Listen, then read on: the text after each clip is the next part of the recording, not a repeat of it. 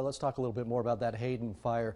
It has now burned nearly 22,000 acres in the Salmon Chalice National Forest. It prompted a community meeting last night in Leadore where the U.S. Forest Service and other agencies talked about the progress and the action plan of fighting the fire. Bobby Filbert, the district ranger for the Leadore Range, praised the fire suppression team's efforts and noted that the weather conditions before the rain have made suppression exponentially more difficult. I'm really excited about the transition in the weather pattern that we're going to have.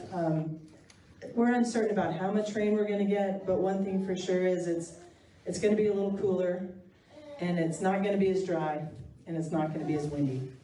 And we've had a really hard go of it the last 10 days or so with some rather extreme weather days back to back to back, and that made it really challenging for us. The Great Basin Team 7 has been actively fighting the Hayden fire to keep the footprint as small as possible. Incident Commander Chris Delaney announced that a new fire suppression team will soon be taking over. Delaney hopes the community morale stays high for the new team. I have the privilege and the honor of being able to lead the 700 men and women that are up on the hill fighting this fire. And the ones that I've talked to, morale is high. Morale is high because of the support we're getting from the community, the waves, the thank yous, whether it's here at the store, in the canyons. You don't need to look any further than the plaque dedicating this building to be able to tell what the community in Leadore here is all about.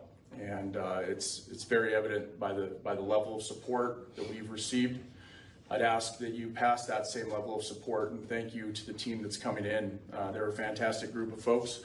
They'll be able to take over exactly where we left off and carry this through to finish, we hope.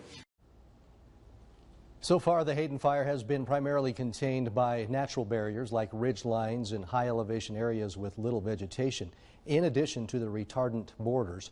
Burnout operations are almost done on the north and south sides of the fire. However, evacuation zones are still in place. You can get a closer look at the evacuation zones map on the Lemhi County Emergency Management Facebook page.